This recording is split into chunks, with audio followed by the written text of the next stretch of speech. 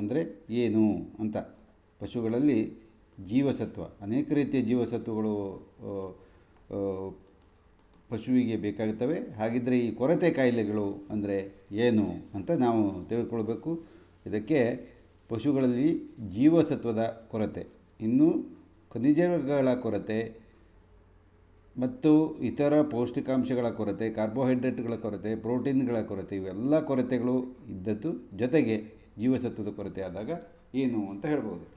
ಜೀವಸತ್ವಗಳನ್ನು ವಿಟಮಿನ್ಗಳು ಅಂತ ಕರೀತಾರೆ. ಎಲ್ಲರಿಗೂ ಗೊತ್ತಿದೆ. ವಿಟಮಿನ್, ಅನೇಕ ರೀತಿಯ ವಿಟಮಿನ್ಗಳು ರಕ್ತದಲ್ಲಿ ಪಚನವಾಗಿ ಹೀರುವಂತಾಗಲು ಜಿಡ್ಡಿನಂತಹ ಅಗತ್ಯಕ್ಕೆ ಅನುಗುಣವಾಗಿ ಅವುಗಳನ್ನು ಜಿಡ್ಡಿನಲ್ಲಿ ಕರಗುವ ಮತ್ತು ಕರಗದ ಅಂತ ಹೇಳ್ತಾರೆ.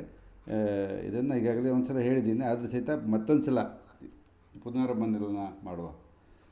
ವಿಟಮಿನ್ಗಳನ್ನು vitamin A, D, E, K ಇದನ್ನು ಜಿಡ್ಡಿನಲ್ಲಿ ಕರಗುವ ವಿಟಮಿನ್ಗಳು ಅಥವಾ ಫ್ಯಾಟ್ ಸಾಲ್ಯುಬಲ್ ವೈಟಮಿನ್ಸ್ ಅಂತ ಹೇಳ್ತೀವಿ.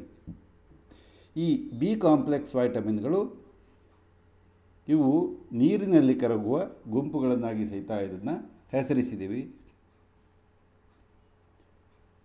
ಹಾಗೆ ಈ ಮೊದಲನೆಯ ವಿಟಮಿನ್ ಅಂತಂದರೆ ವಿಟಮಿನ್ ಎ ಯಾಕೆ ಬೇಕಾಗುತ್ತೆ ಅಂತಂದರೆ ಇದು ಹಾಲು, ಬೆಣ್ಣೆ, ಕೆನೆ, ಮೊಟ್ಟೆಯ ಹಳದಿ, ಹಸಿರು ಮತ್ತು ಹಳದಿ ಕೇಸರಿ ಬಣ್ಣದ ಹಣ್ಣು, ತರಕಾರಿಗಳಾದಂತಹ ಕ್ಯಾರೆಟು, ಮಾವು, ಪಪ್ಪಾಯಿ, ಕುಂಬಳಕಾಯಲ್ಲಿ ಹೇರಳವಾಗಿದ್ದು ಕಣ್ಣಿನ ಆರೋಗ್ಯಕ್ಕೆ ಅತ್ಯಂತ ಅವಶ್ಯಕವಾದಂತಹ ವಿಟಮಿನ್ ಎ ಇದು ಹಸಿರು ಹುಲ್ಲಲ್ಲಿ ಸಹಿತ ಹೇರಳವಾಗಿ ಇರುತ್ತೆ.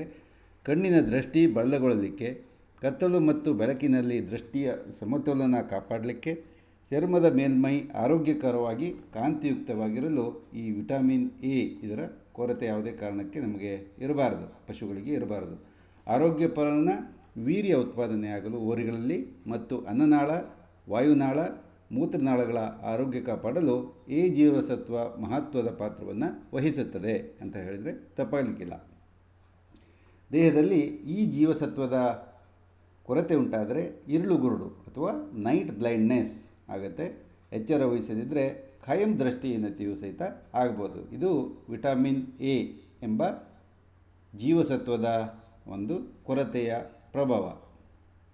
ಹಾಗಿದ್ದರೆ ಕೊರತೆ ಆದಾಗ ಏನೇನಾಗುತ್ತೆ ಅಂತಂದರೆ ರಾಸುಗಳ ಗರ್ಭಧಾರಣಾ ಕಾರ್ಯಗಳಿಗೆ ವಿಟಮಿನ್ ಎ ಅತ್ಯಂತ ಅವಶ್ಯಕ. ಅನೇಕ ರಾಸುಗಳಲ್ಲಿ ನಾವು ಗರ್ಭ ಧರಿಸದೆ ಅವು ಪುನರಾವರ್ತನೆ ಆಗ್ತಾ ಇದ್ದರೆ ವಿಟಮಿನ್ ಎ ಚುಚ್ಚುಮದ್ದನ್ನು ಕೊಡ್ತೀವಿ. ಅದಕ್ಕೆ ಇದರ ಕೊರತೆಯಿಂದ ಲೈಂಗಿಕ ಬೆಳವಣಿಗೆ ಸಹಿತ ಕುಂಠಿತಗೊಳ್ಳುವುದು, ಪ್ರಾಯಕ್ಕೆ ಬರುವುದು ನಿಧಾನವಾಗುವುದು, ಬಲಹೀನತೆ ಮತ್ತು ಮಾಂಸಖಂಡಗಳ ಬೆಳವಣಿಗೆ ಕಡಿಮೆ ಆಗುವುದು ಇವೆಲ್ಲ ಕಂಡುಬರ್ತವೆ.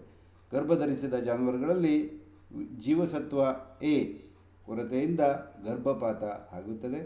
ಗರ್ಭಾಶಯದ ಸೋಂಕು, ಮಾಸುಚೀಲ ಅಥವಾ ಕಸ ಬೀಳದೆ ಇರುವುದು ಮುಂತಾದ ಲಕ್ಷಣಗಳು ಇಲ್ಲಿ ಕಂಡುಬರ್ತವೆ ಅಂತಂದರೆ ತಪ್ಪಾಗಲಿಕ್ಕಿಲ್ಲ.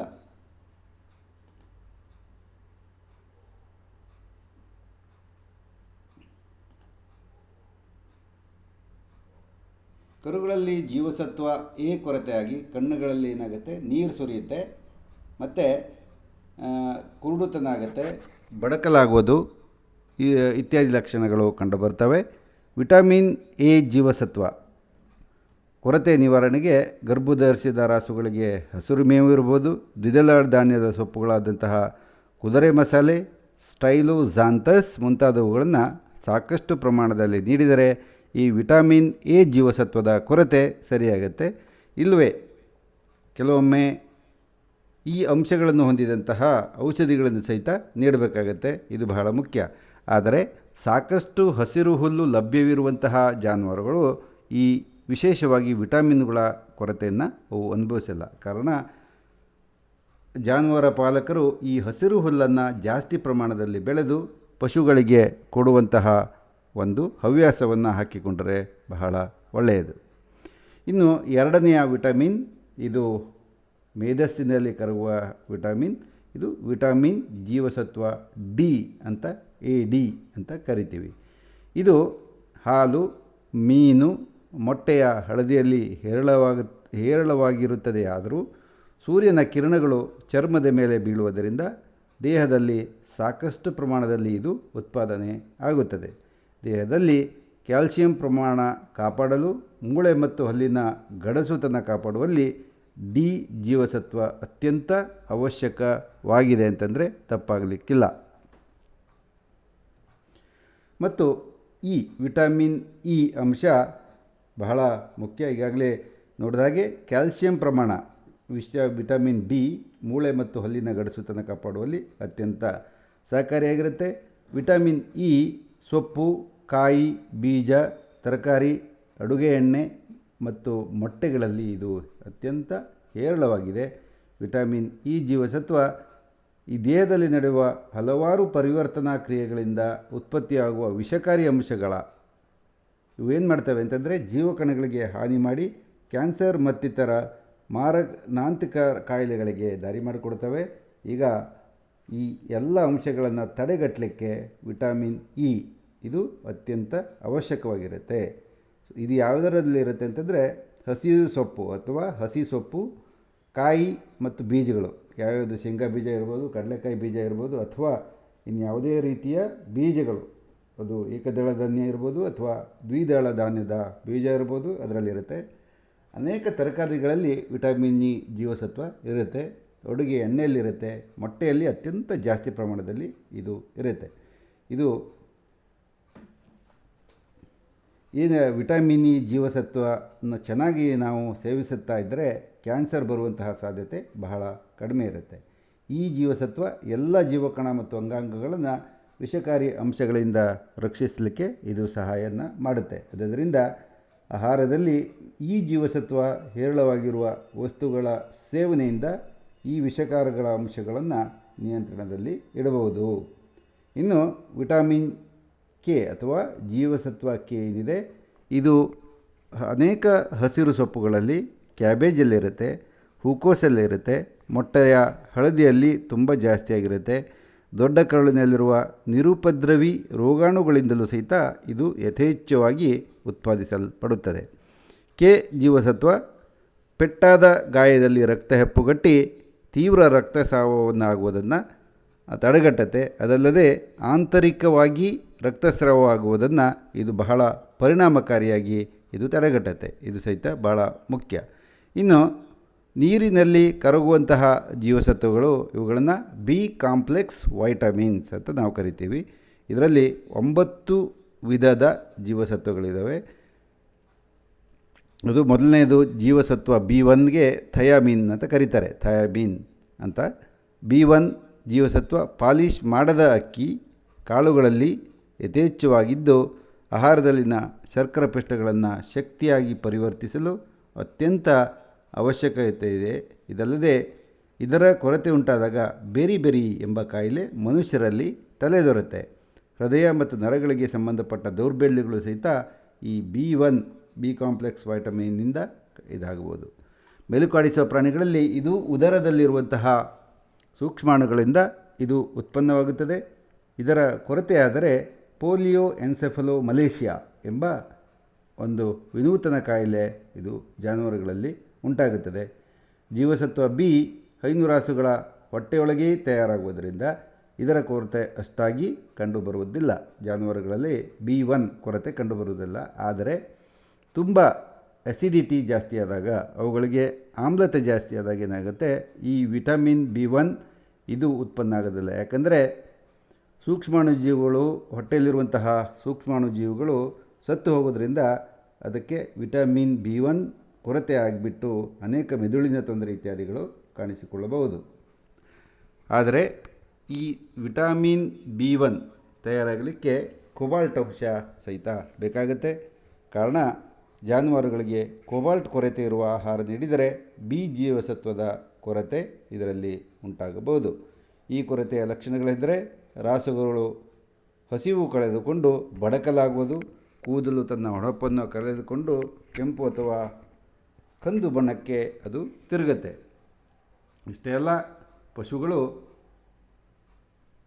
ಈ ಥಯಾಮಿನ್ ಡೆಫಿಷಿಯನ್ಸಿ ಆದಾಗ ಪೋಲಿಯೋ ಎನ್ಸೆಫಲೋಮಲೇಷಿಯಾ ಎಂಬ ಕಾಯಿಲೆಯಿಂದ ಅವು ಬರಳುತ್ತವೆ. ಅಲ್ಲದೆ ಅನೇಕ ರೀತಿಯ ವಿಷಬಾಧೆಗಳಲ್ಲಿ ಸಹಿತ ಈ ಥಯಾಮಿನ್ ಅಂಶ ಕಡಿಮೆ ಆಗ್ಬೋದು.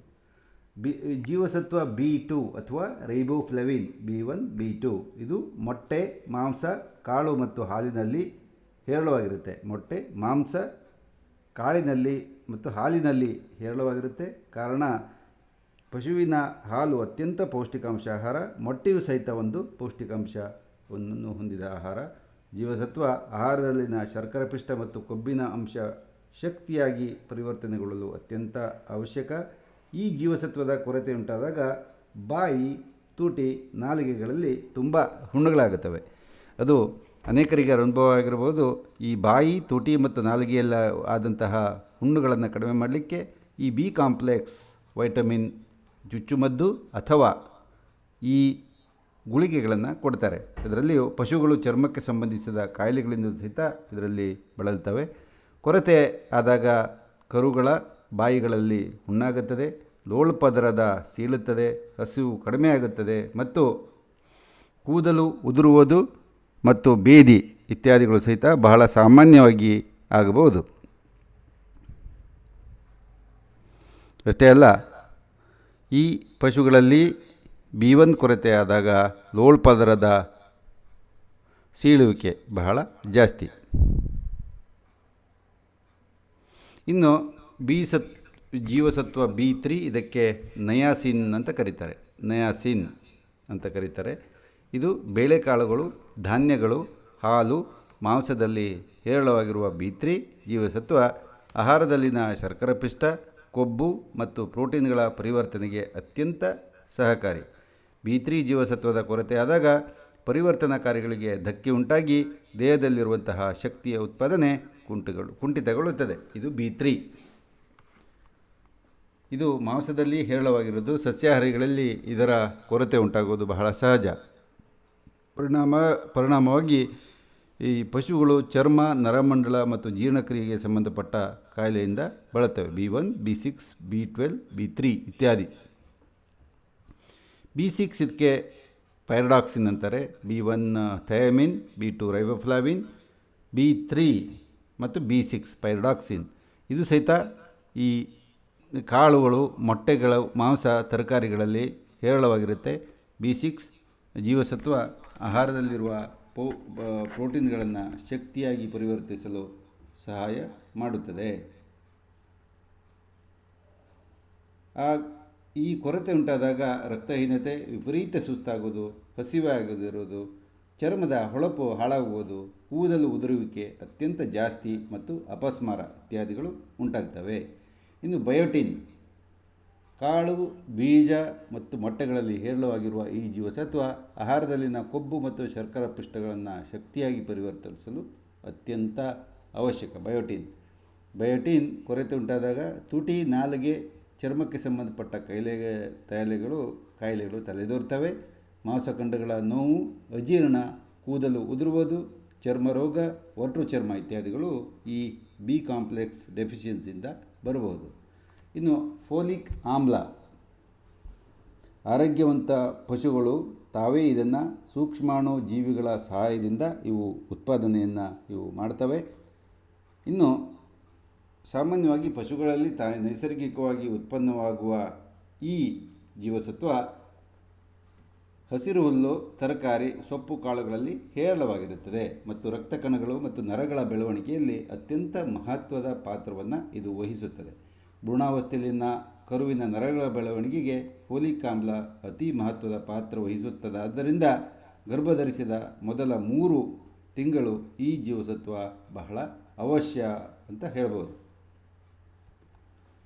ಹಾಗಿದ್ದರೆ ಜೀವಸತ್ವ B12 ಇದು ಮನುಷ್ಯರಲ್ಲಿ ಅತ್ಯಂತ ಮಹತ್ವದ ಒಂದು ಬಿ ಕಾಂಪ್ಲೆಕ್ಸ್ ವೈಟಮಿನ್ ಅಂತ ಹೇಳ್ಬೋದು. ಇದು ಇರುವುದು ಕೇವಲ ಮೊಟ್ಟೆ, ಮಾಂಸ ಮತ್ತು ಹಾಲಿನಲ್ಲಿ ಹೇರಳವಾಗಿರುತ್ತೆ.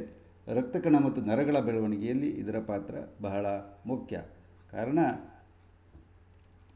ಇದು ಸಸ್ಯಾಹಾರಿ ಅಥವಾ ಶಾಕಾಹಾರಿ ಮನುಷ್ಯರಲ್ಲಿ ಬಹಳ ಸಾಮಾನ್ಯವಾಗಿ ಇದರ ಕೊರತೆ ಆಗುತ್ತೆ. ರಕ್ತಕಣ ಮತ್ತು ನರಗಳ ಬೆಳವಣಿಗೆಯಲ್ಲಿ ಇದು ಅತ್ಯಂತ ಮಹತ್ವದ ಪಾತ್ರವನ್ನು ಇದು ವಹಿಸುತ್ತದೆ.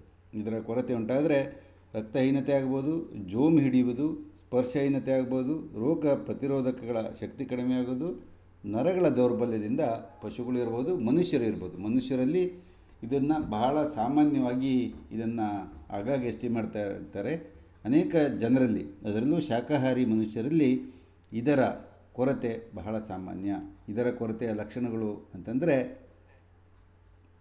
ಈ ಜೀರ್ಣಾಂಗ ವ್ಯೂಹದ ಸಮಸ್ಯೆ ಮತ್ತು ನರ ದೌರ್ಬಲ್ಯ ಅಥವಾ ಕೈ ಜೋಮು ಹಿಡಿಯುವುದು, ಸ್ಪರ್ಶಹೀನತೆ, ರೋಗ ಪ್ರತಿರೋಧಕ ಶಕ್ತಿ ಕಡಿಮೆ ಆಗುವುದು ಮತ್ತು ನರಗಳ ದೌರ್ಬಲ್ಯದಿಂದ ಇದು ಬಳಲುತ್ತದೆ.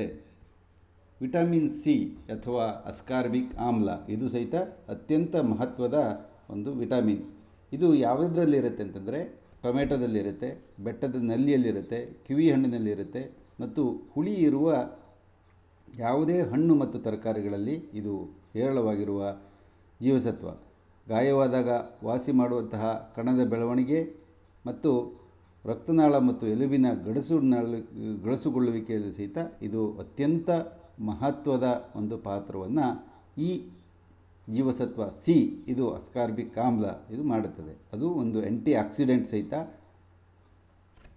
ಕೊರತೆ ಉಂಟಾದಾಗ ಏನಾಗುತ್ತೆ ಅಂತಂದರೆ ದವಡೆಗೆ ಅಥವಾ ಒಸಡಿನಲ್ಲಿ ರಕ್ತಸ್ರಾವ, ರಕ್ತಹೀನತೆ, ಕಾಲುಗಳಲ್ಲಿನ ಸಣ್ಣ ಧಮನಿಗಳು ಒಡೆದು ಮೂಡುವ ಕಲೆಗಳು, ಗಂಟುಗಳು ದಪ್ಪಗಾಗುವುದು, ಕಾಲು ಕುಂಟುವಿಕೆ, ಕೀಲುಗಂಟುಗಳಲ್ಲಿ ರಕ್ತಸ್ರಾವದಂತಹ ಸಮಸ್ಯೆಗಳಿಂದ ಬಳಲುವಂತೆ ಇದು ಮಾಡುತ್ತದೆ. ಅಷ್ಟೇ ಅಲ್ಲ, ವಿಟಮಿನ್ ಸಿ ಕೊರತೆ ಆದರೆ ರೋಗ ನಿರೋಧಕ ಶಕ್ತಿ ಕಡಿಮೆ ಆಗುತ್ತೆ. ಹಾಗೆಯೇ ಕೆಲವೊಮ್ಮೆ ಈ ಕರುಗಳಲ್ಲಿ ವಿಟಮಿನ್ ಎ ಕೊರತೆಯ ಚರ್ಮ ರೋಗ ಸಹಿತ ಉಂಟಾಗಬಹುದು. ಇದಿಷ್ಟು ವಿಟಮಿನ್ಗಳ ಕೊರತೆಯ ಒಂದು ಕಾಯಿಲೆಯ ಒಂದು ಚಿತ್ರಣ.